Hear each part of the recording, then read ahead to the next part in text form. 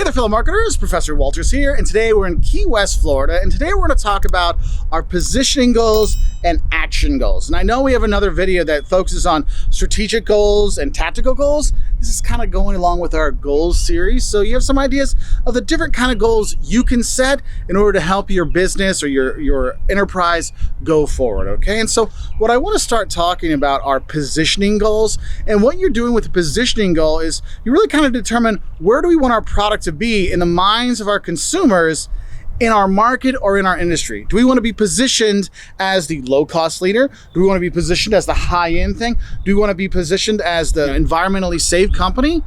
Where do we want to be seen in the eyes of our customers, in the eyes of our industry? And there's a lot of things you have to kind of do in order to get to that positioning goal, okay? But beforehand, what we really have to do is determine where we're going to go. Like, if this is the position we want to be, if I want to be the environmentally friendly, YouTuber, all right, so what do I need to do? What will that entail? What do I need to do in order for people to see that?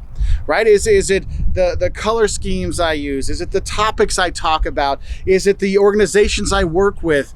We start thinking about all these things that we know that, look, to be seen and positioned as this, we're going to have to do that. Because our positioning goals will influence our integrated marketing communication, how we're talking to people, what we're saying to people, what we're showing to people, but also what we're doing in order to be positioned in that space. And what you might not realize is sometimes companies will have different positioning goals for different products. So for example, Toyota, they position their Toyota brand of cars as more of middle class, accessible to everyone. But then their positioning goals for their Lexus brand is more of the high-end cars, right? So everything they do there. So the types of cars they sell, the advertisements they do there. I mean, think about it. You watch a Toyota ad, it's more of a all shucks friendly kind of thing, whereas the Lexus is more like the Lexus to remember. It's like fancier because they're trying to position that in our minds. Because what you have to realize is there's certain characteristics that have to be met in order for people to really see your product in that position. Because if I'm trying to be a high-end restaurant, but you walk in and you have to order at the window right away, it doesn't matter how fancy the food is, I'm ordering at the window. That doesn't, in my mind, that does not say that it is a, fancy restaurant. And so you have to be honest with yourself. Can we position ourselves in that way? That's why with Toyota, they're like, look, we cannot position just a plain Toyota as a fancy car. We need to have a different brand. And that's why they came up with Lexus. And you'll see a lot of car companies have multiple, brands to represent multiple positions. Ford, more general for everybody. I have a Ford Expedition. My father-in-law has a Lincoln Navigator. Lincoln is the fancy version. Ford is the everyday version. They're positioning themselves in different markets with different brands because they realize that sometimes you can't position in all the positions. I know that sounds silly, but it just doesn't work that way. That's why you notice McDonald's, they're positioning their products, and look, it's affordable stuff. We're not going to have a $12 burger at McDonald's. It's just not how we work, because in the minds of consumers, we're positioned as a cheap place to eat. Whereas if you go to a fancy burger place, oh, I'm going to H3 Burger Heaven. Oh yes, I will pay $12 for that burger and another $4 for fries because it's fancy, because it's positioned that way. So I think that gives you a good idea of positioning goals and what you need to do and things like that. Now, another kind of set of goals I want to talk about are action goals. And here what we're trying to do is really communicate our goals that are meant to get people to do something. Okay, I want people to do a certain thing. So let's communicate those goals so they want to reach out there. It's like, hey, let's get 100 likes on this video. Go click like down below so we can get that 100 likes. But you could think of it this way. It's like, oh, hey, let's sell 200 shirts today at our store. Let's sell 5 cars from the dealership today. Those are action goals, something that has to happen. We want to achieve a certain thing.